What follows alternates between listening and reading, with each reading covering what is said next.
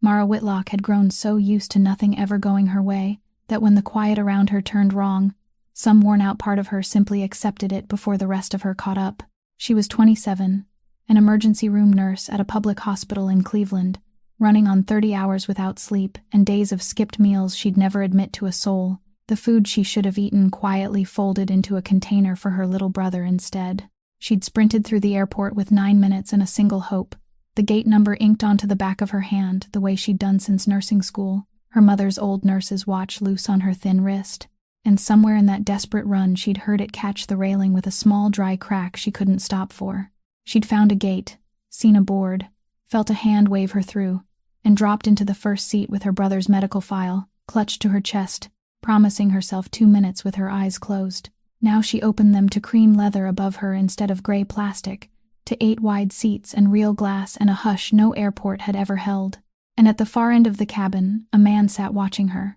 unhurried, still in a way that made the stillness itself feel like power. Dark hair going silver early at the temples, a faint scar along his left cheekbone, eyes the cold gray of the lake in winter. He didn't look surprised to see her awake. He looked like a man who'd already decided how all of this would go. "Where am I?" she asked, and her voice came out steadier than she felt, because steadiness was the only thing she had left. 37,000 feet above Indiana, he said, on a private plane, on our way to Chicago. And Mara, who was supposed to be landing in Dallas to beg for the one thing that might save her brother's life, understood that she'd boarded the wrong flight entirely, and that the man across from her wasn't the kind you could simply ask to turn a plane around. If a story about a woman with nothing and a man with everything moves you, take a second before we go on. Tap that like button, share this with someone who needs a reason to believe in second chances, and subscribe so you never miss a story like this one. Now let's go back to that quiet cabin, 37,000 feet up, and find out what happens when the wrong flight turns out to be the only one that ever mattered. The man didn't answer her at once. Instead, he let her question hang in the cabin for a while, as though he were weighing how much truth he should give her all at once. Then he set his glass of wine down on the table with a movement so gentle it made no sound, and said there had been a mistake, and that he had realized it from the moment she stepped onto the plane, looking like someone on the verge of collapsing from exhaustion. Slowly and clearly, he explained that the private aviation terminal stood directly beside the commercial terminal at that airport, separated only by a glass corridor and a door people often forgot to lock during the busiest hours, that in the 9 frantic minutes of her panic, she had turned through the wrong door, and that his ground staff, who had been waiting for someone else, had assumed she was that person. Mara blinked, trying to piece the fragments together inside a mind still heavy from sleeping in the wrong place. "Someone else?" she asked. The man studied her for a moment before replying that he had hired a nurse to care for his housekeeper, an elderly woman who had recently undergone surgery, and that the nurse had canceled at the last moment without any warning. In a way he still found strange. "Someone was supposed to be sitting in the seat you're sitting in," he said, his voice as calm as if he were commenting on the weather. "And then you appeared, sleeping so deeply that my people didn't have the heart to wake you." There was a coincidence in all of it that Mara wasn't awake enough to grasp, but it left a faint, needling sensation inside her, like a name resting at the tip of her tongue that she couldn't quite summon. She was about to say something, perhaps an apology or an explanation, when her hand drifted unconsciously to her opposite wrist, guided by the habit of all her years in the profession, searching for her watch the way a person searched for the rhythm of their own pulse. And she felt it before she saw it. The glass was no longer smooth beneath her fingertips. It had cracked into a fine little spider web, and when she lowered her eyes, the 2 hands had stopped, frozen at some moment during her frantic race through the airport, locked forever at the second she struck it against the railing and couldn't stop. That watch was the only thing she had left of her mother, the thing that had once measured the long shifts of another woman in another hospital many years ago, the thing Mara wore every day as a way of keeping her mother close against her wrist. And now it had stopped beating. Something rose inside her chest, swift and hot and without permission, and she realized her eyes were burning before she could command them not to. She turned her face toward the window, where there was nothing but the dense darkness of the high altitude stretching endlessly beyond the glass, and she stared into that blackness until she was certain her voice wouldn't tremble, because she had learned a very long time ago that crying in front of strangers was a luxury people like her weren't allowed to have. She drew in a breath, soft and slow, and when she turned back, her face had returned to the calm expression she carried into every emergency. the expression that allowed her to hold the hand of someone who was dying without falling apart. But the man at the far end of the cabin had seen. She knew he had seen because something very small had changed in the way he was watching her. Not the pity she despised, only a sharper kind of attention, as though she had suddenly become something worth examining more closely than he had first believed. He didn't ask whether she was all right, and for that she was quietly grateful, because if he had asked, she would have had to lie, and she was too tired to lie. Instead, after a moment of silence, he simply asked, softly, whether she would let him see the watch. The question was so strange that it slipped through her defenses. Mara looked at him for a while, studying the sharp features and cold gray eyes of the man who had just told her she was flying by mistake toward an unfamiliar city, and she couldn't understand why she obeyed him, but she removed the watch from her wrist and held it out across the space between them. He accepted it with both hands, carefully, the way someone might hold a living thing, and he didn't open it, didn't turn it over, didn't do anything except study it for a long time beneath the warm light of the cabin, his thumb brushing once, very lightly, across the shattered glass. He said nothing, and it was that silence, a silence without judgment and without pity, that made her throat tighten again. She watched his hands, the long fingers without a ring, the way they held the smallest and least expensive possession she owned, as though it were worth more than all the real crystal glasses and fresh flowers in that luxurious cabin combined, and she didn't know what to do with the feeling it stirred in her. The feeling of being truly seen by a stranger, on the night when she was more exhausted than she had ever been. After a while, he returned the watch to her, placing it in her palm with the same care he had shown when he took it.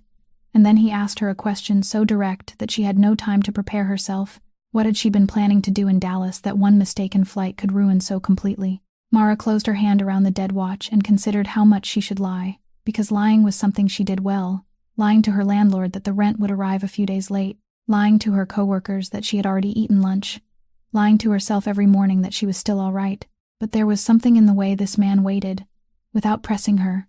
without acting as though he already knew the answer, that made lying feel more exhausting than telling the truth. "I have a younger brother," she said, and her voice softened, as though even his name were something fragile. "His name is Toby. He's only 16, and his kidneys are slowly failing in the way medicine describes with cold terms she knew only as sleepless nights. Carefully, revealing only a little at a time, she told him that there was a charity in Dallas devoted to helping children who needed organ transplants when their families couldn't afford the cost, that she had spent months preparing the application, had asked to be released from shifts she couldn't afford to miss, had placed everything she had into an interview lasting less than an hour, all to convince a group of strangers that her brother deserved to live. And now that appointment was slipping away in a city thousands of miles from her while she sat here, aboard the airplane of a man she didn't know, flying in the opposite direction. The man listened without interrupting her once, and there was a strange silence in him when she spoke of hospitals and doors closing, a silence she could sense but didn't yet understand,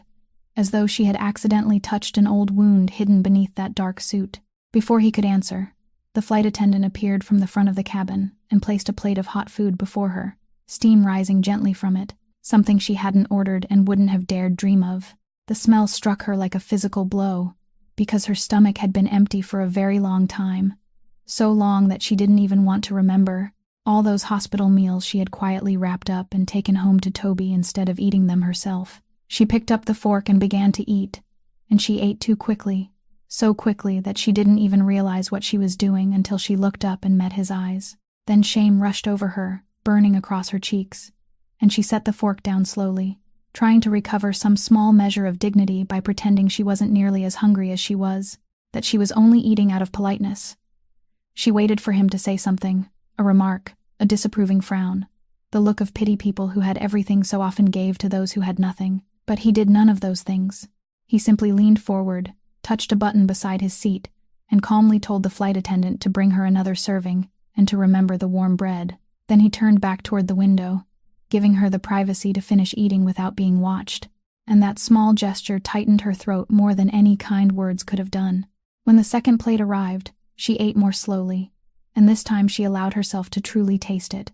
and it was delicious in the way food becomes delicious when someone has been hungry for far too long. She thanked him, and he only gave a slight nod, as though feeding a stranger until she was full were the most natural thing in the world. After a while, driven by curiosity and by the need to fill the silence, she asked him why he believed anything she had just told him, how he could know she hadn't invented all of it to get money from a wealthy man. He looked at her for a long time before answering, and when he spoke, there was a weariness in his voice that money couldn't buy away. "In my world," he said, "people are paid a great deal of money to tell me pleasant things, to surround me with mouths that say only what I want to hear. It's been a very long time since anyone sat in front of me and told me something this difficult, something that hadn't been polished and shaped to please me. You're the first person in a long while, and that's why I believe you." Mara didn't know how to respond, so she simply looked at him, this man who seemed to possess everything and yet spoke of truth, like someone thirsting for it. And for the first time since waking, she stopped wondering what kind of danger she was in and began to wonder who this man truly was. The plane landed at a small private airfield hidden beyond the city, a quiet strip of runway in the night that carried none of the spectacle of a major airport, only a few low lights and a modest building that seemed designed more for practicality than grandeur. When the stairs were lowered, a black car was already waiting on the tarmac, long and gleaming, breathing out warmth into the sharp November cold beside the lake, a cold entirely different from the damp chill Mara was used to in Cleveland, so clear and direct that it made everything feel painfully sharp. The man walked beside her without touching her or guiding her, simply remaining present in a way that made her feel protected without anyone needing to say so. An older woman stepped out from behind the wheel, her silver hair gathered into a neat bun, her movements slightly cautious, as though her body were still healing from something, and she greeted him by a name Mara was only now hearing clearly for the first time. "Rourke,"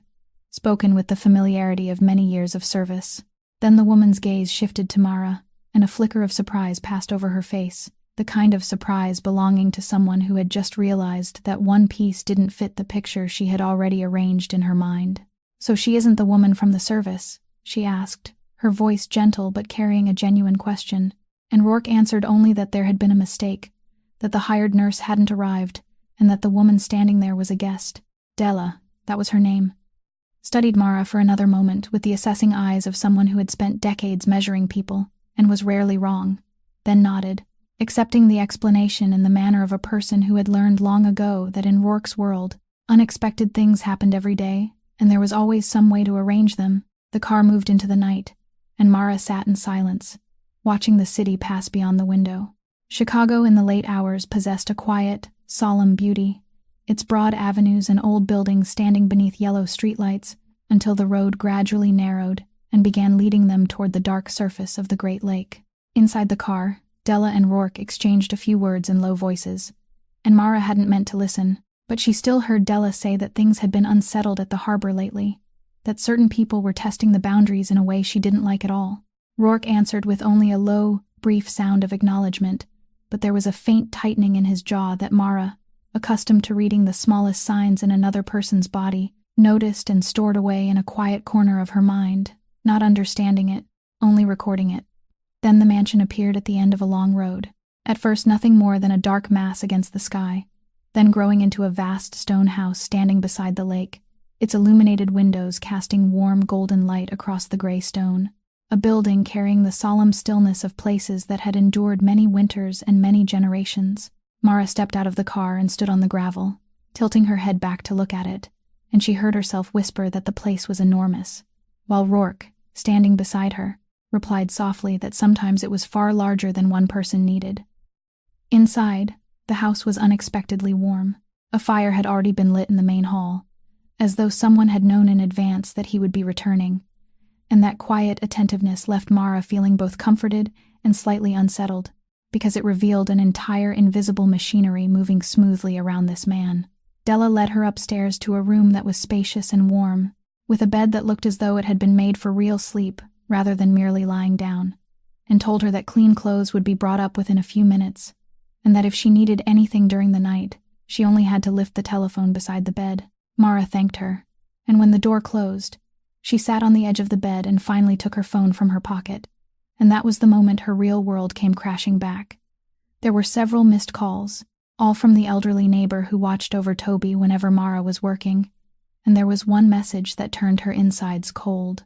Toby had suffered an episode during the night. They had been forced to take him to the emergency room. The neighbor had been trying to reach her for hours and hadn't been able to get through. Mara shot to her feet, her heart pounding, and called back immediately, her fingers shaking so badly that she had to enter the number twice. When the neighbor answered, her voice was tired but less panicked now, and she said that the boy had made it through the worst of the danger and was being monitored, that the doctor said he was stable again, but that he kept asking where his sister was. Those words struck Mara even more deeply than the fear. She looked out through the window at the thick darkness covering the unfamiliar lake, hundreds of miles from home, and understood that while she had been fed and given a warm room in which to sleep, her brother had been fighting alone in another room, calling her name while she wasn't there. She rushed downstairs, desperate to find some way home that very night. But when she asked about the earliest flight, it was Della, her face full of regret, who showed Mara the screen of her phone, where bright red alerts stretched from top to bottom. A snowstorm was sweeping across the Midwest, and every airport within hundreds of miles had been closed. Not a single plane would take off until the skies cleared. Mara stood in the middle of the hall with her phone in her hand and the glowing red alerts still spread across Della's screen, and she felt that familiar helplessness tightening around her throat, the feeling of someone who had spent her whole life saving other people, yet couldn't be beside the one person she truly wanted to save. Her voice broke despite everything she did to hold it steady as she said she had to go home. That she didn't care whether there was a storm or not, that she would walk if she had to, that she would find some way, because her brother was calling her name and she couldn't remain there for another night. Rourke, who had been standing silently at the edge of the hall watching her all that time, didn't try to soothe her with empty assurances, didn't tell her everything would be all right in the way people often did when they had no intention of doing anything. He simply took out his phone, made a brief call in a low, decisive voice, and when he ended it, he told her that the plane couldn't take off, but the roads were still open, that he had a vehicle heavy enough and steady enough to travel through weather like this, and that, if she was willing to sit through several hours of driving in the night, he would take her all the way back to Cleveland. Mara stared at him, frozen in the middle of her panic, because this wasn't something she would ever have dared to ask, and it wasn't something anyone had ever offered to do for her. She opened her mouth to refuse out of the habit of someone who had always found a way to manage alone, but then she thought of Toby asking where his sister was, and she swallowed her pride and simply nodded. The vehicle turned out to be a large black machine, its body unusually thick in a way she wouldn't fully understand until much later. And when it rolled beyond the stone gates and pushed into the white darkness, Mara felt as though the entire world had narrowed to the warmth of that cabin and the two people sitting inside it. The storm struck the windshield in dense waves, turning the streetlights into blurred streaks drifting past, and the driver in front guided the vehicle with the silent concentration of someone accustomed to unusual journeys. Mara's phone vibrated in the darkness, and this time it was Priya, her closest friend and a colleague from the same hospital department, her voice carrying both worry and relief as she said she had just stopped by the hospital to see Toby, that he was much more alert, that he had passed through the most dangerous part and was sleeping peacefully, and that Mara didn't have to tear herself apart with guilt anymore because he truly was stable. Then Priya lowered her voice and asked where Mara was, because she could hear the wind roaring around her, and when Mara hesitantly spoke the name Rourke Van Tornhout, the other end of the line fell silent for a long moment before Priya whispered that it was a name people didn't say loudly in that city, that she didn't know what Mara had become involved in, but she needed to be careful. Mara ended the call with a confusion of emotions and glanced toward the man sitting beside her in the darkness, a figure surrounded by a quiet, formidable reputation, and she realized, strangely, that she wasn't afraid, she was only curious, and perhaps that was the most frightening thing of all. They sat in silence for a long stretch, with nothing but the storm and the deep, steady sound of the engine around them, until Rourke finally spoke first and asked how long she had been a nurse. She told him, and in the darkness of the car, where neither of them had to look directly into the other's face, the words came more easily than she expected. She told him about the endless shifts, about the nights she had held a stranger's hand while they drew their final breath, about the strange feeling of becoming the last person someone saw in this world. She spoke without embellishment or pity, simply telling the truth of a life spent caring for others. Rourke listened as very few people ever had without impatience, and without merely waiting for his turn to speak. Then she asked him in return, moved by curiosity and by the courage the darkness gave her, what a man like him could possibly understand about hospital doors. A long silence followed her question, long enough that she thought he wouldn't answer, and when he finally did, His voice had fallen lower and carried a weight she hadn't heard in it before. "I understand," he said, "what it feels like to stand outside a hospital door and be unable to do anything, what it feels like when having money or not having money no longer matters, because someone has already told you that you arrived too late, or that you weren't enough, or that you weren't the person with the right to decide." He said nothing more about who it had been, or when, or why,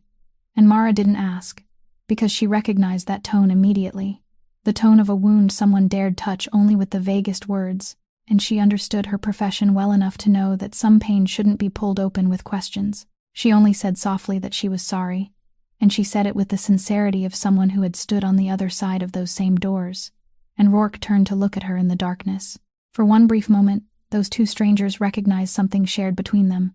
a language of loss understood only by those who had tasted it themselves. The vehicle continued moving through the stormy night, carrying her toward her brother, and when the gray light of dawn began to appear along the horizon, and the familiar towers of Cleveland slowly emerged through the snow, Mara realized she had told this man more than she had told anyone in years, and she didn't understand why. She only knew that something had changed between them that night, something she still couldn't give a name. The car stopped in front of the public hospital where Mara worked, just as dawn was beginning to show, as a pale gray streak behind the curtain of snow, and she had the door open and was rushing out, almost before the wheels had fully stopped. Running through the automatic glass doors she had passed through thousands of times as a caregiver, but this time entering with the heart of a sister. After a few hurried questions to a colleague finishing the night shift, she found Toby's room, and when she pushed the door open, she stopped at the threshold, because he was asleep, breathing evenly and peacefully beneath a thin blanket. His narrow face relaxed in the way only true sleep could bring. Mara stood there for a long time, simply watching her brother remain alive, remain breathing, remain here, and all the fear she had held inside throughout the storm-bound journey suddenly dissolved into a trembling relief so powerful that her knees nearly gave way beneath her. She moved to the bedside, pulled a chair closer, and took his hand, a hand that was still slightly cold but tightened faintly around hers in sleep, as though even in his unconsciousness he knew his sister had come home. Outside, beyond the glass wall of the room, Rourke stood silently in the hospital corridor, not entering, only waiting there with both hands in the pockets of his dark coat, and he looked around that place with a strange expression Mara would remember for years afterward, not the expression of a stranger waiting patiently, but of someone seeing something ancient and deeply painful within himself.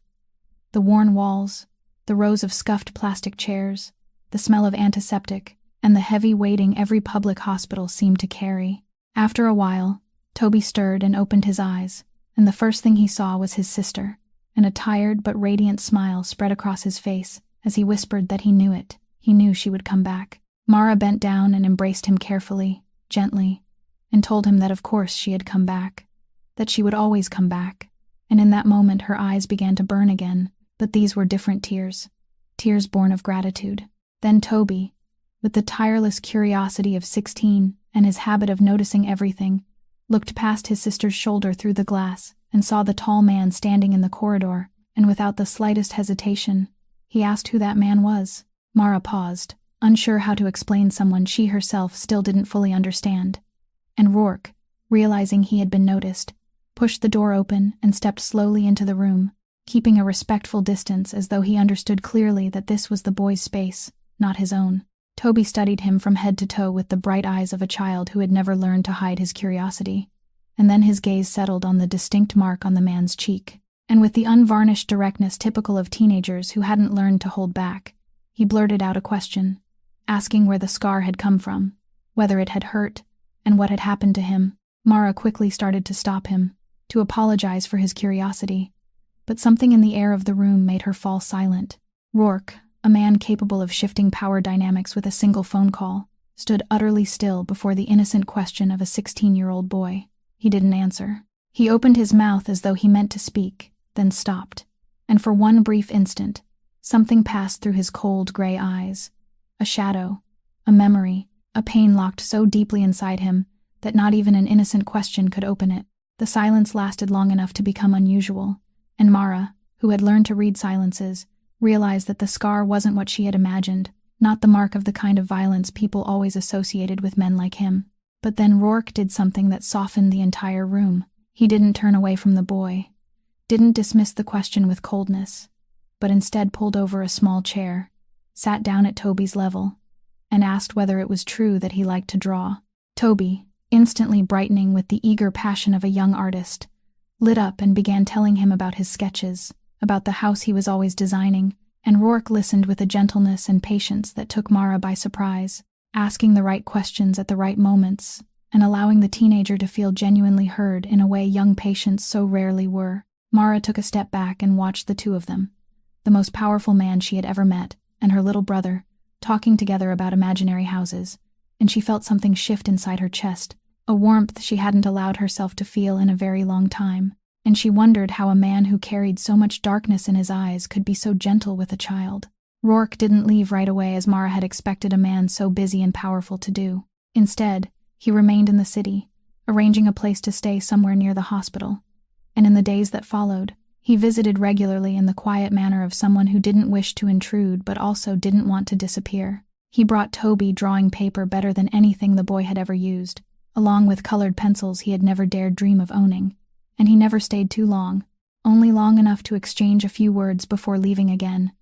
giving the brother and sister the space that belonged to them. It was during those days, while sitting beside her brother's bed and trying to bring order to the tangled mass of insurance documents and medical records surrounding Toby's case, that Mara began piecing together details she had never noticed before. She was reviewing the paperwork for the foundation in Dallas, whose interview she had missed, trying to find some way to request another appointment, when she noticed the name of an organization printed in the lower corner of one of the old rejection letters the hospital had sent her months earlier. It was the name of a medical assistance foundation,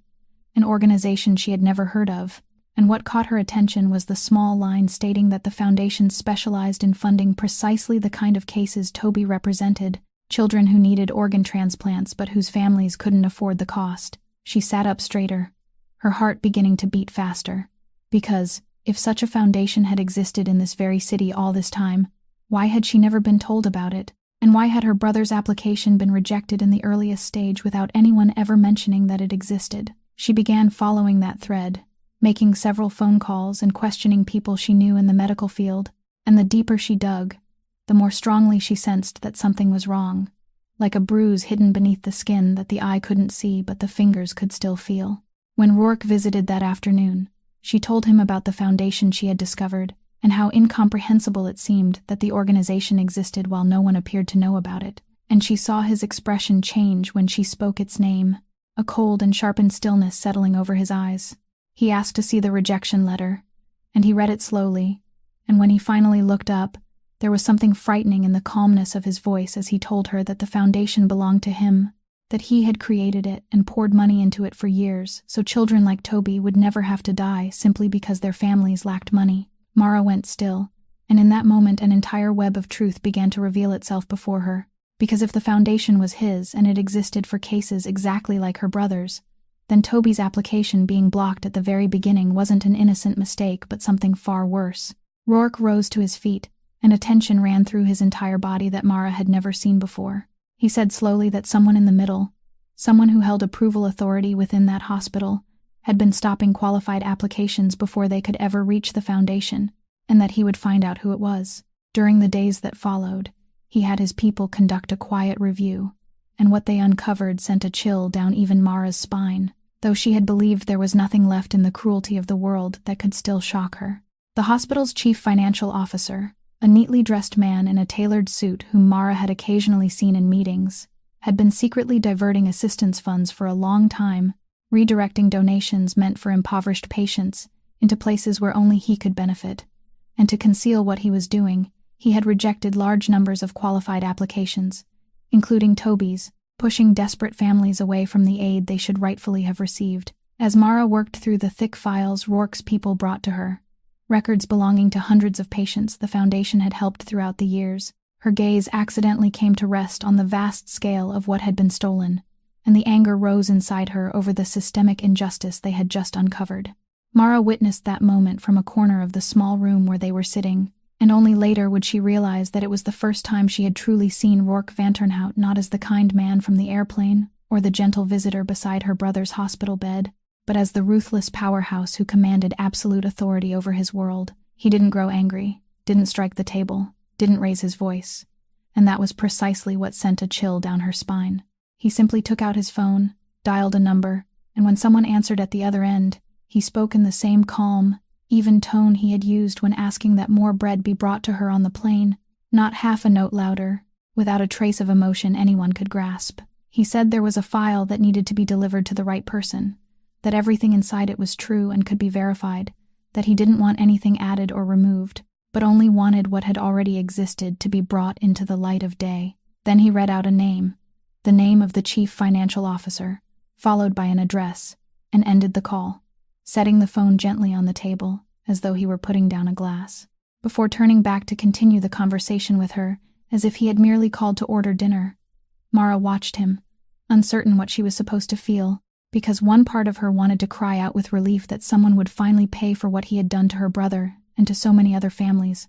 while another part of her shuddered at how easily it had all happened, at the way one brief phone call could alter the course of an entire life. She asked him carefully what he had just done, and Rourke looked at her for a long moment before answering, as though weighing whether she truly wanted to know. Then he told her that he hadn't fabricated anything, that the director had dug his own grave with every dollar he had stolen and every application he had blocked, and that all those traces had been lying there for a long time, waiting only for someone with enough power and enough reason to drag them into the light. He said he wasn't a judge and didn't claim to be a good man, that he simply wouldn't allow someone to build his comfort upon the despair of children and still sleep peacefully every night. The following day, everything unfolded exactly as he had arranged, without appearing to arrange anything at all, because the evidence was heavy enough to stand on its own. An investigation was opened. Auditors arrived at the hospital, carrying black briefcases and wearing grave expressions, and by the end of the day, the chief financial officer had been suspended and escorted out of his own office, beneath the eyes of colleagues he had once treated with contempt. The news moved through the hospital like a gust of wind, and Mara heard the other nurses whispering about it in the break room. No one knew exactly what had set it in motion, only that justice had arrived from somewhere no one had expected. She sat silently among their murmured voices, alone in knowing the truth no one else possessed, and she understood that the man who had saved her brother was also the man who could end another person's career in a single afternoon, and that those two truths didn't contradict each other, but lived together inside the same man. And that was what left her both grateful and wary. But late that afternoon, while she was with him, Rourke's phone vibrated again, and this time, when he looked down at the screen, something changed in his face in a way she had never seen before. The cold composure remained, but beneath it lay a new tension, something close to vigilance, perhaps even close to anger, held under tight control. He stood and walked away to take the call, and although she couldn't hear what was being said, she heard the name he spoke once in a low, hard voice, Adler,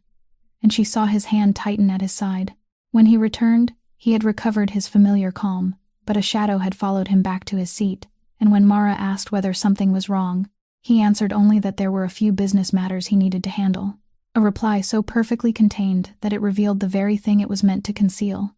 that there was something he wasn't telling her, something that, for the first time since she had met him, felt as though it might be a real danger. A few days later, when Toby was well enough to be discharged and return home under the care of their elderly neighbor and Priya, who took turns watching over him, Rourke asked Mara to come back to Chicago with him for a brief visit. He said there was something he wanted to show her, something he had never shown anyone before, and from the way he spoke, she understood that this wasn't a casual invitation, but a door being opened with careful intention. This time, the flight was smooth and the sky was clear, and when they arrived at the stone mansion beside the lake, he didn't lead her into any of the luxurious reception rooms. Instead, he took her along a long corridor to a door she had never noticed before, a room hidden deep within the heart of the house, quiet and private. He unlocked it with an old key, and when the lights came on, Mara stopped motionless at the threshold. The room wasn't large, but it was dense with history. The walls were covered from floor to ceiling with filing cabinets and neatly arranged stacks of heavy folders, and on one wall hung row after row of small photographs, not pictures of victims or enemies as she had secretly feared, but photographs of smiling people, children in hospital rooms who had recovered and now held stuffed animals in their arms, elderly men and women sitting among their families, ordinary faces belonging to ordinary lives that had been saved. She entered slowly, while Rourke stood quietly in the center of the room, allowing her to look for herself, to understand for herself, and she realized that every file around her represented a person whose hospital bills he had secretly paid. She ran her fingers along the spines of the folders, reading names and dates, until her gaze came to rest on a single page, a patient whose life had been saved years ago, with a handwritten note beside it stating that the person had made a full recovery and voluntarily registered to give back. Mara paused, holding that small line in her heart, unaware of how soon that circle of mercy would touch her own life. Rourke spoke behind her, his voice low and burdened by a weariness that seemed very old, saying that the entire city looked at him and saw only what he had done to obtain that money, the ports, the agreements made in darkness, the title people didn't dare speak aloud. But very few people, he said, had ever stopped to ask what he did with that money. Almost no one imagined that it flowed into this room, into these files, into the faces covering this wall. People find it easy to name a man's sins, he said, but they're lazy when it comes to learning what that man has tried to redeem. Mara turned to look at him, and this time she studied him the way she studied a patient when she was trying to understand what was truly happening beneath the skin. And she didn't see a crime lord standing before her, but a man who had been carrying something far too heavy for far too long. Then she raised her eyes to Rourke, who stood beneath the hanging light in the center of the room, and at this close distance, the trace on his cheek revealed its true shape. With the trained eyes of a veteran nurse, Mara recognized a detail that made her pause. It lacked the jagged roughness of a blade drawn in violence, resembling instead the faded remnant of a tragic accident rather than an act of aggression. She suddenly realized that all this time, she had misread this man from the very first detail, and that the true story behind that scar had to be entirely different from everything she had ever imagined. When they stepped out of the records room and returned to the warmer part of the house, Rourke stopped in the hallway, and there was the faintest hesitation in the way he held himself, the hesitation of a man about to do something he wasn't entirely certain he had the right to do. He reached into the pocket of his coat and took out a small object wrapped in a piece of soft cloth, then held it out to her without saying anything, simply looking at her with gray eyes that had grown far less cold than they had been on that first night aboard the plane. Mara accepted it in confusion, and when she unfolded the cloth, her breath caught halfway in her chest. It was her mother's watch, but it was no longer the broken thing she had hidden at the bottom of her bag with a shattered heart after that night. The cracked glass had been replaced with a clear new crystal, and beneath it, the two hands were moving, slowly, steadily, alive, ticking once more to the rhythm of time she had believed would remain frozen forever. She stood there, holding the beating watch tightly in her palm, as though it were a heart that had just been brought back to life. And she couldn't speak, because too many emotions were rising inside her at once, more than any throat could contain. She turned it over and realized that whoever had repaired it hadn't removed the old scratch on the back, the small mark her mother had left during her own years of nursing. The mark Mara often touched with her thumb whenever she was afraid, as though she were reaching out to touch her mother's hand. She looked up at Rourke, her vision already blurring, and asked in a trembling voice why he hadn't told them to make it completely new, why he had chosen to preserve that old scratch when he could have made the watch perfect. Rourke looked at her and answered in the deep, measured voice she was beginning to know, saying that he had specifically instructed the watchmaker not to touch the scratch, because the scratch was part of it, because an object that carried the marks of time and of the hands that had once held it shouldn't be wiped clean until it became smooth and soulless, and because those very marks were what made it this watch and not any other. His words struck a place deep inside Mara that she hadn't allowed anyone to touch in a very long time, and the calm shell she had worn for years, the expression that allowed her to hold the hand of someone who was dying without falling apart, finally cracked. Tears spilled from her eyes, beyond her control, and this time she didn't turn away to hide them, as she had on the plane. She simply let them fall, and through those tears, for the first time since they had known each other, she told him about her mother. She told him that her mother had also been a nurse, that this very watch had counted the long hours of her shifts in another hospital many years ago, and that when she died, it had been the only thing she left behind. Something Mara wore every day, not because it was beautiful or expensive, but because when she fastened it around her wrist, she felt as though her mother were still close, as though every tick were a heartbeat to which she hadn't yet been forced to say goodbye. She told him that when the watch stopped on the plane that night, she had felt the terrible horror of losing her mother for a second time,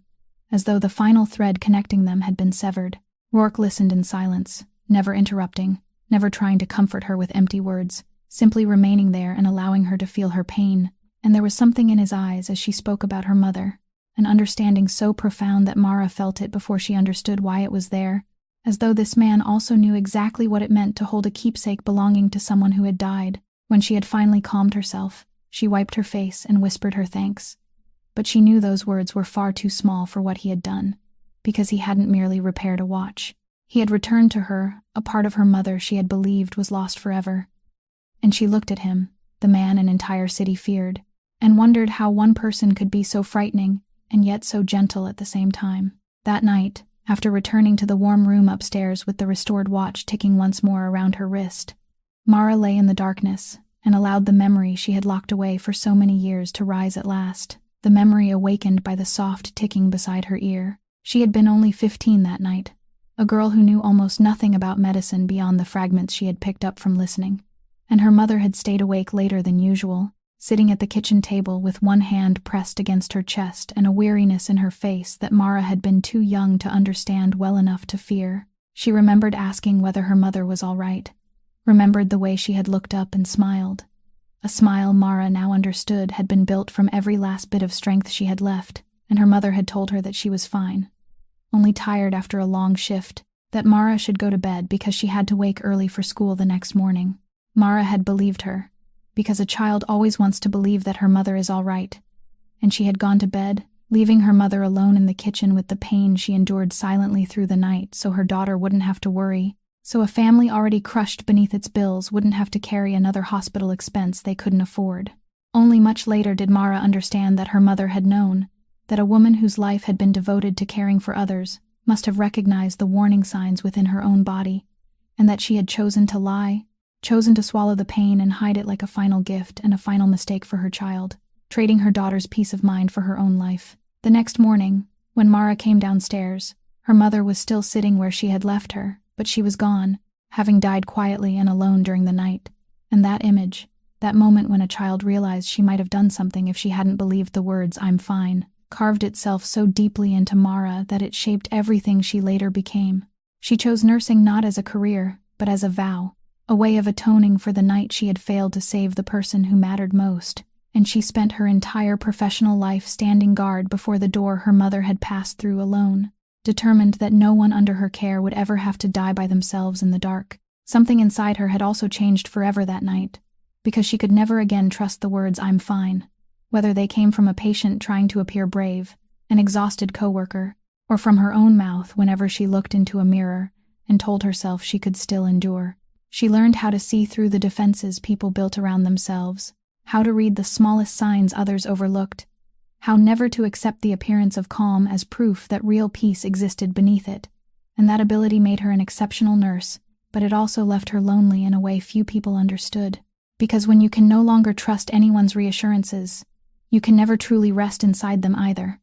Lying in the darkness of that unfamiliar room, with the steady ticking of her mother's watch sounding softly beside her like a heartbeat returned to life, Mara realized that this was the first time in many years she had allowed herself to remember that entire night without immediately forcing it away, and perhaps she could do it only because, for the first time, someone had quietly pieced together something she had believed would remain broken forever. And in that gesture she felt something she hadn't felt in a very long time, the sense that she didn't have to carry everything alone. And it was that fragile and terrifying feeling that kept her awake, restless beneath the covers, until dawn once again began to brighten beyond the window. The following afternoon, as the sun began to sink toward the lake and stain a wide stretch of sky, the color of burning copper, Rourke invited her down to the small dock at the edge of his property, a narrow ribbon of wood reaching out over the still water, where the waves tapped softly against the pilings, and the air carried the crystal cold of a day nearing its end. They stood there beside each other for a long time without speaking, simply watching the last light spread across the vast lake, and Mara sensed that he hadn't brought her there to admire the sunset, but because there was something he had carried inside himself for far too long, and was finally ready to set down. He began slowly, his deep voice blending with the sound of the water, saying that he hadn't always been the man she saw before her now, that there had been a time when he had nothing at all, when he was so poor that every dollar was a battle, and that he once had a younger sister whom he loved more than his own life. She was still very young when she fell ill, he told her, with a disease medicine could have treated, if they had money, if they had insurance, If even one door had been willing to open for two poor children with no one powerful standing behind them. But no door opened. He had gone everywhere he could think of, had begged, had knocked on the doors of hospital after hospital, and everywhere people had looked at him with polite regret before shaking their heads, because he couldn't afford the cost. And in that system, a life without money was scarcely treated as a life at all. Then he came to the final night, and his voice changed, becoming harder and slower, as he told her that when his sister's condition worsened, he carried her in his arms to the nearest hospital, and when they stopped him at the entrance, because he had nothing to guarantee payment, he lost control, rushed forward, and tried to force his way through with all the desperation of a brother about to lose the only person he had left. During the struggle, amid the arms holding him back and the shattering of a glass door, he was injured, and he lifted one hand to touch the faint scar along his cheek, the scar Toby had innocently asked about and Mara had misunderstood from the beginning, and he said that this was what remained from the night he failed to save his sister. Not a mark of violence or the criminal world as people always assumed when they looked at him, but the trace of the most powerless moment of his life, carved permanently into his face, so that every time he looked in a mirror, he would remember. His sister died that same night, just outside the door that might have saved her, and Mara stood listening, finally understanding the strange connection that had existed between them throughout all those days, because they had both stood at that very threshold. Both had learned that some doors closed not because of illness but because of poverty, and both carried a wound that would never heal from losing someone who never should have been lost. He went on, saying that after burying his sister, he was still left with a funeral debt he had no way to pay,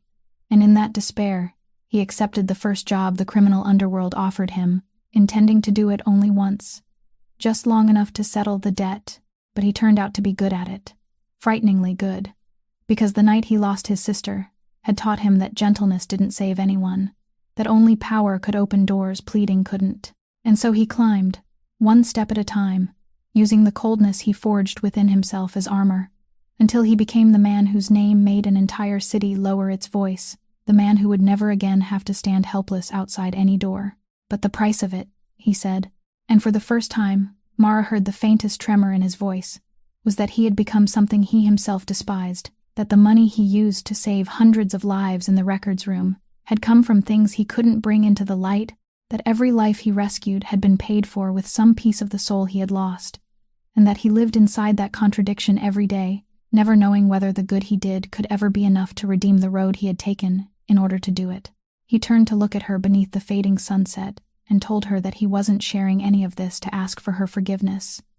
because he didn't believe he deserved to be forgiven, but because she was the first person in many years to look at him and see a human being instead of a frightening name,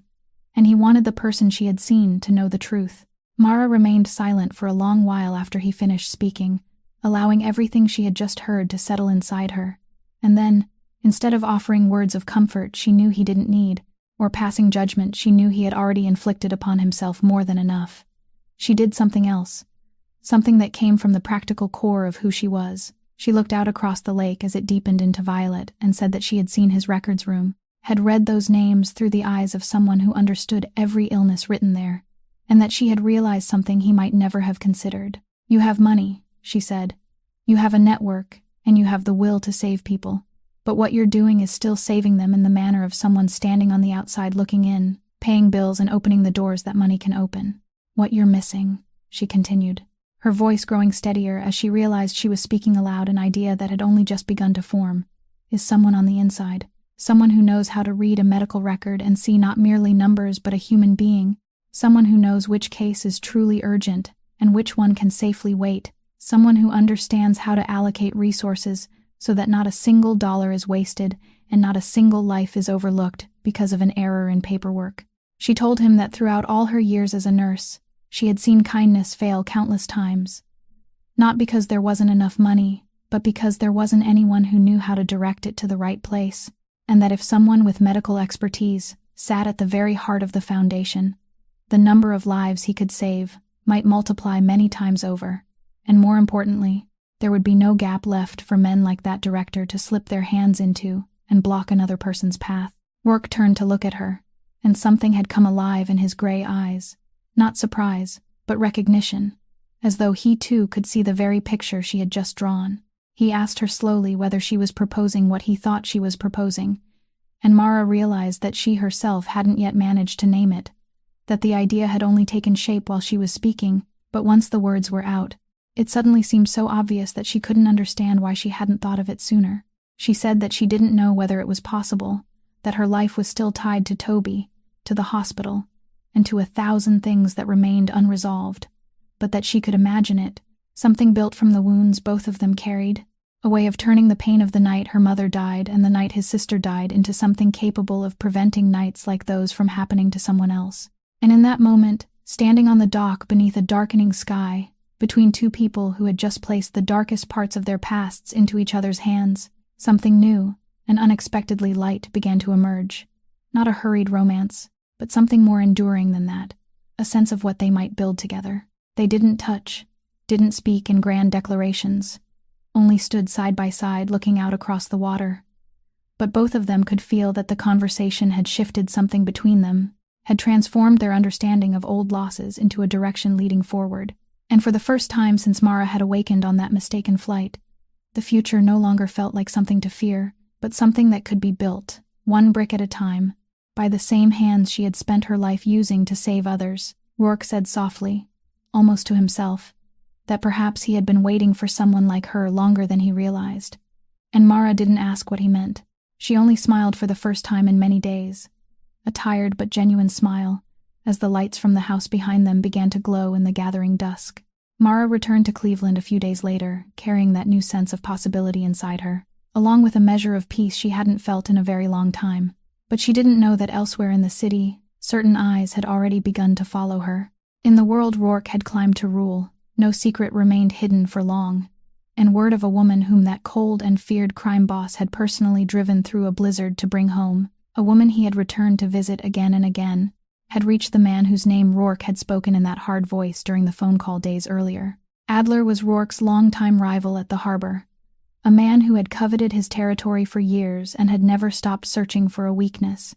And now he had found what he needed, because throughout all those years Rourke had never exposed anything that could be used against him,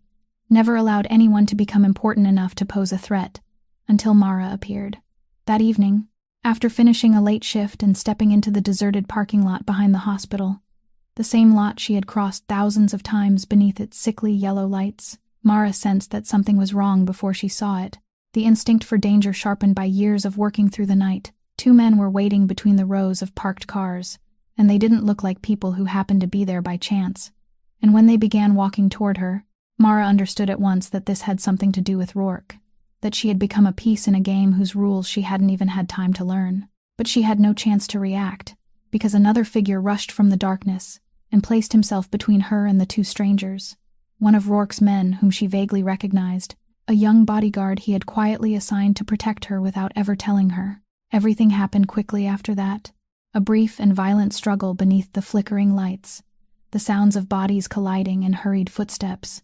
and Mara could do nothing but retreat against the side of a car,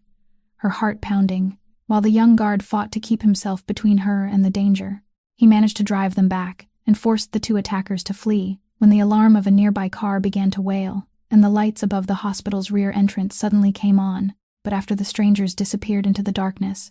Mara saw that the guard was staggering, one hand pressed tightly against his side, a dark stain spreading between his fingers. He had been wounded while shielding her. In that instant, all of Mara's fear vanished, replaced by something rooted more deeply within her than the instinct for survival, the reflex of a woman who had spent her entire life saving others. And she was no longer a woman under threat, but a nurse standing before someone who needed to be saved. She caught him as his knees gave way and began giving orders in the calm, decisive voice she used in the emergency room, telling him to stay still and let her examine the wound, while her fingers had already begun working before her mind could fully form a thought. As she shouted for the colleagues now running from the rear hospital doors, she pressed hard against the wound to slow the bleeding, keeping him conscious with a steady stream of questions. And with every practiced movement she understood that she was saving the man who had just saved her. Yet, even in the middle of that emergency, a cold fragment of truth had already lodged itself inside her mind, because during the struggle she had heard one of the attackers call the other by name, and it was a name that would make Rourke's face turn pale in a way she had never seen when she later repeated it to him. The man wasn't merely one of Adler's people, but someone who had once stood among Rourke's most trusted inner circle, someone he had relied upon for years, a man who had sold himself to Adler and returned to strike at the only weakness the cold crime boss had ever revealed to the world. The betrayal had come from within, from a hand Rourke had once clasped in trust, and that was the deepest wound inflicted that night, deeper even than the injury in the young guard's side that Mara fought to save beneath the cold lights of the hospital parking lot. In the minutes that followed, in that cold parking lot beneath the yellow lights, Mara became the best version of herself, the person shaped by years of training through chaotic night shifts. She didn't panic, didn't tremble, and didn't allow the fear she had just endured to cloud her judgment, because she understood that in moments like this, the calm of the person trying to save a life was the boundary between life and death for the person being saved. She maintained firm pressure on the wound in the young guard's side with exactly the force required, neither too much nor too little, and kept speaking to him in a steady, warm voice, asking his name, asking whether he could hear her clearly, forcing him to answer so he would remain conscious, and so she could monitor every smallest change in his face. By the time her colleagues arrived with a stretcher and emergency bags, she was already giving them a concise and precise account of his condition, what she had observed, and what had to be done immediately, and they followed her without hesitation, because her voice carried the quiet authority of someone who knew exactly what she was doing. She went inside with the stretcher, keeping her hand pressed against the wound until the doctors took over, and only after he had been brought into the treatment room, and she knew he would survive, did she allow herself to step back, lean against the corridor wall, and realize that her hands were shaking, not from fear, but because the tension was finally being allowed to leave her body. Rourke arrived at the hospital less than an hour later, and Mara had never seen him move with such speed or such fierce concentration, his face carved from stone as he strode through the corridor, and when his eyes found her standing there unharmed and safe, something inside him seemed to break open and tighten at the same time. He stopped in front of her and, for one moment, only looked at her as though he needed to confirm with his own eyes that she truly wasn't hurt,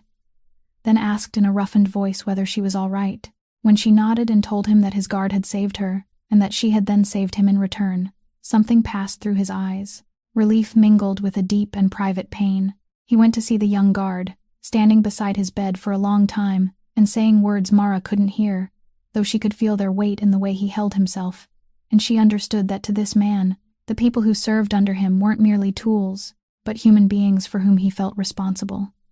and that the betrayal from within his own ranks had wounded him in a way he would never admit aloud. When they finally sat together in a quiet corner of the hospital, Rourke told her that he would increase the protection around her, that he would pursue both the traitor and the man who had given the order until there was nowhere left for either of them to hide, that he would never allow anything like this to touch her again.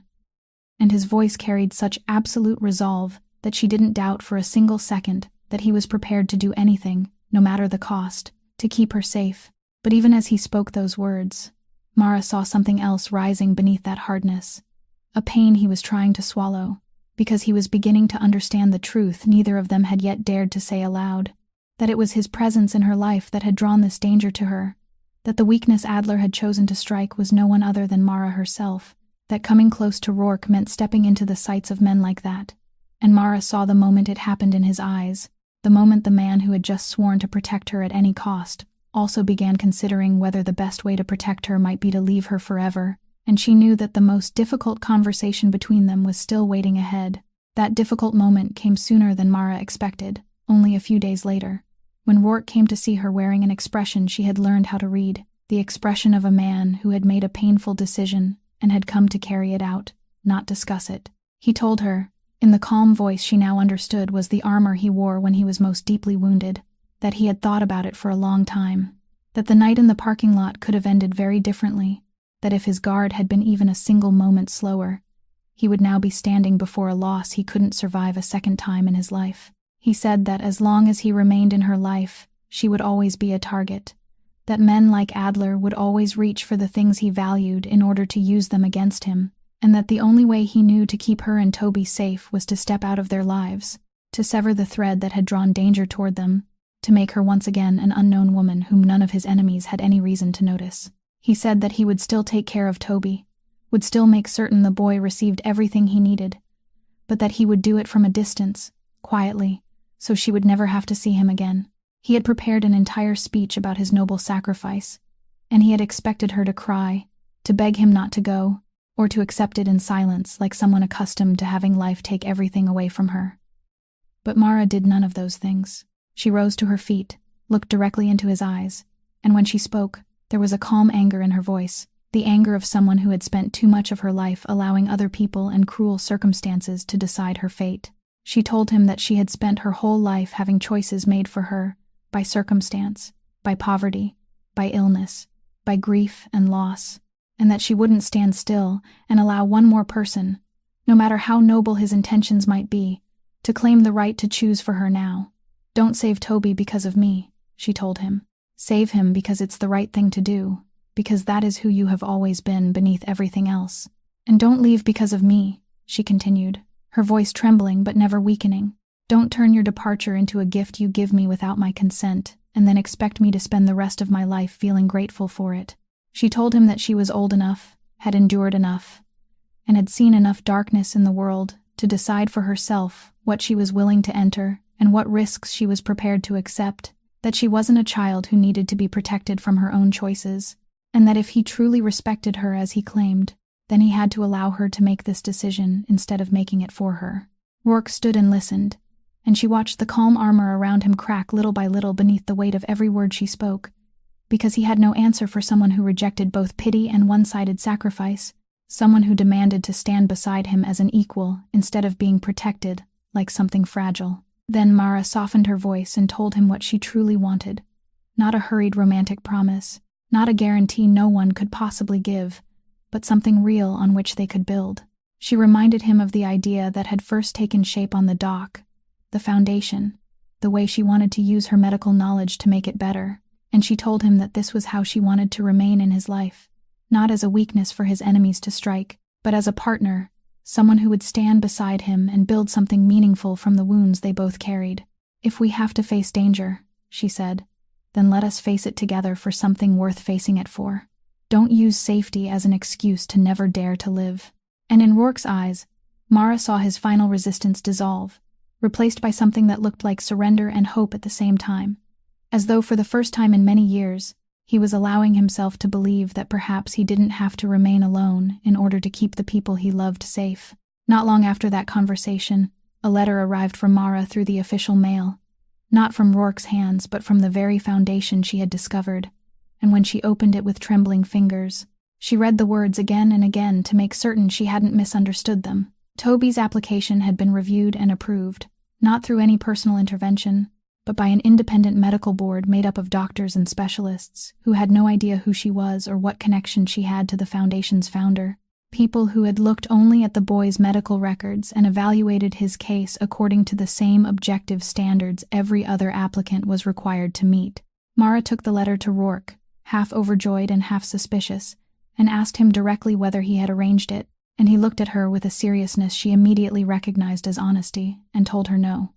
that he had deliberately kept himself completely outside the process. He explained that the moment he learned who Toby was, he had established a rule for himself, that he wouldn't use his power to interfere, because if he did, the gift of the boy's life would forever be stained by the feeling that it had been bestowed upon him rather than rightfully earned, and he understood Mara well enough to know that she would rather refuse the chance to save a life than accept it as an act of charity. He had respected her dignity enough to bind his own hands, allowing Toby's application to travel along the same path every other child's case had to follow, and it had been approved not because it belonged to the brother of the woman he cared about, but because it truly deserved approval. Mara stood motionless before that truth, because she realized this might have been an even greater gift than the treatment itself, the respect that had refused to turn her and her brother into people forever burdened by obligation. But what truly stunned her came afterward, when the letter stated that a compatible donor had been found. During the review process, Toby's records had been compared with the Foundation's list of volunteer donors, and through the full course of rigorous medical procedures and standard compatibility testing, one person among them had been identified as a match. When Mara read the donor's name, her heart seemed to stop, because it was the same name she had glimpsed twice in the records room, the former patient whose file carried the note that they had recovered and registered to give. Now she understood what those vague words meant, what giving meant, and whom it was meant for. This was someone Rourke had quietly saved many years earlier, a stranger whom his network had pulled back from the edge of death,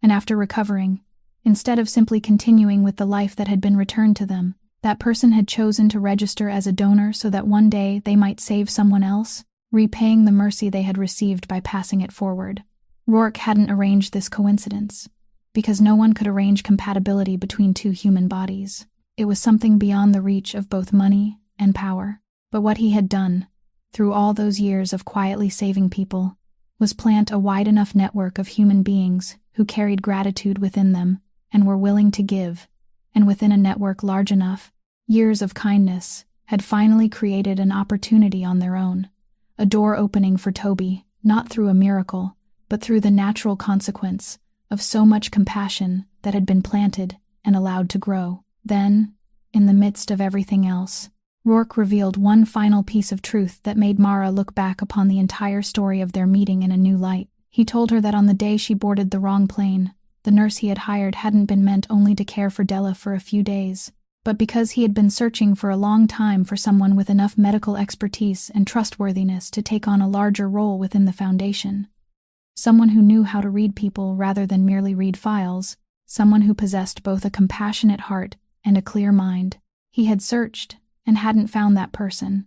And then an exhausted woman had fallen asleep in the seat intended for the person he was seeking, and only much later did he realize that the person he had needed for so long had accidentally been sitting directly in front of him. There was no supernatural destiny in any of it, only one of life's strange coincidences whose meaning became visible only when viewed in hindsight, and Mara stood there, understanding that the mistaken flight had carried her to exactly where she belonged, in a way she never could have planned for herself. Many months passed after the day that letter arrived, long months of preparation and waiting, of one medical appointment following another, and the careful testing required before an organ transplant could take place, months in which Toby slowly grew stronger while an intricate process moved forward around him, bringing him closer to the day of surgery. Throughout that time, Rourke kept his word, remaining outside the medical decisions while still being present in every other way, quietly and consistently,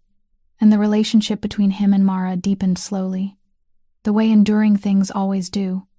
without haste and without noise, nourished by long conversations and a trust built one brick at a time. Then one afternoon, just as Mara finished a long shift in the intensive care unit, she looked up and saw him standing at the far end of the corridor, in the middle of a place so familiar that she had long ago stopped truly seeing it, the worn walls, the cold white lights, and the unmistakable smell of a public hospital that was always short of something. But this time, he wasn't standing there like a visitor waiting for someone. He was looking around with a different expression, the expression of a man who didn't accept things merely as they were, but was asking himself how they might be made better. He walked toward her, and instead of offering an ordinary greeting, he said that he had been standing there watching for a while, that he had seen nurses like her working themselves to exhaustion with far too few resources, had seen families sitting on rows of plastic chairs with fear carved into their faces, and that he couldn't stop thinking about how many of them would be denied what they needed because of a piece of paper or a number,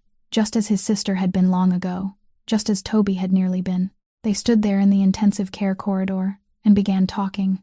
no longer about the past, but about something that lay ahead, and the conversation carried an energy both of them could feel, because it was the place where their two worlds met, her knowledge from inside the system of how medical care truly functioned and failed, and his ability to gather resources and change things on a much larger scale. Mara spoke about the gaps she had witnessed throughout the years, the subtle moments where a trained eye could save a life before it slipped away, and Rourke listened with absolute concentration. He turned to face her, his decision already made. He told her that he was ready to put her vision into motion to transform the Foundation into the very shield they had spoken of on the dock. But he wouldn't do it without her. He officially offered her the position of medical director, asking her not to enter his life as someone to be protected, but to stand beside him as a leader, turning the idea she had planted into a reality that would protect countless families from suffering the losses they had both known. And Mara stood there in the hospital corridor where she had devoted her entire career, the place where her mother lived on and the reason she had chosen this work, and she looked at the man who was offering her not pity or protection, but purpose, a place to stand, a way to turn every pain she had ever carried into something meaningful, and she understood that this invitation was what her entire life, without her ever knowing it, had always been leading toward. By the spring of the following year, Toby's kidney transplant had been completed successfully, and in the hospital room filled with early morning sunlight, where the boy was recovering a little more each day, Mara sat beside his bed with a peace she had once believed she would never know. Toby was now entirely different from the pale, exhausted boy of the previous winter. His cheeks had regained the soft color of returning life, his eyes alive with the restless energy of a 16-year-old finally stepping into the future he deserved. And he laughed more, joked more, and ate with an appetite that warmed his sister's heart every time she watched him. On Mara's wrist, her mother's watch continued to tick steadily, its glass clear and its 2 hands moving with life, still carrying the old scratch on the back that she now touched not with the pain of loss, but with the quiet tenderness of gratitude, as though her mother were still there, witnessing all the good things that had finally come. Toby, wearing the quiet grin of someone hiding a surprise, told his sister to close her eyes, then pulled from beneath his pillow a detailed sketch he had worked patiently to complete during his days in the hospital, and when Mara opened her eyes and looked at it, her throat tightened. It was a drawing of the house he had always envisioned, the house he had drawn again and again throughout all those difficult years, but this time, the house was no longer empty. In front of the door, he had drawn 3 people standing together, 2 whom Mara immediately recognized as herself and Toby, and between them, slightly taller, the figure of a man with a faint line running along his cheek, a small detail only those who knew the story would understand, drawn with the heartfelt honesty of a young man who had quietly decided that his family now included one more person. Toby didn't say anything to explain the picture. He didn't need to, and Mara didn't ask. She only wrapped her arms around him tightly to hide the tears rolling down her face, tears that this time belonged entirely to happiness. Rourke stood in the doorway, having witnessed everything in silence, and when his eyes met Mara's across the sunlit room, neither of them said a word, because the picture in Toby's hands had already said everything that needed to be said. They hadn't promised each other marriage, or a forever no one could guarantee, and both of them had lived long enough to know that vows like those weren't what made something endure. What they had was something different, something more certain and more real, a shared direction, a work they would carry together, the foundation growing beneath both their hands so that no child would ever have to stand outside a closed door simply because the family didn't have enough money, so that the pain of the night Mara's mother died and the night Rourke's sister died could be transformed into a shield protecting strangers they might never meet. Mara looked through the window where the spring sunlight spread across the city, a city built from layers of injustice and layers of hope resting one upon another, and she thought of that winter night when she had awakened aboard a completely unfamiliar plane with a broken heart and a watch that had stopped, believing she had lost her way entirely. Yet that mistaken flight, the mistake that had seemed certain to steal her brother's final chance, had instead carried her to exactly where she belonged, to the very people her life had always been moving toward, without her ever knowing it. And she understood that sometimes the turns we never choose are the very turns that lead us home. The story of Mara and Rourke reminds us that a person's dignity should never be treated as something to bargain away, that true kindness doesn't demand gratitude but simply plants itself quietly, and one day returns in ways we could never have imagined, and that even in a world filled with closed doors and injustices that seem impossible to move, each of us can still choose to become the person who opens a door for someone else, transforming our own wounds into the strength to heal others. If this story has touched your heart, please subscribe to our channel, press the like button, and share this video so that every day you can join us in listening to more meaningful and moving stories. We would truly love to know how you feel about the story of Mara and Rourke, so please leave a comment and share what is in the deepest part of your heart, because every message you write is a precious source of encouragement to us. We wish everyone watching this video good health, a joyful and peaceful life, and days always filled with love. Goodbye, and we'll see you again in the stories to come.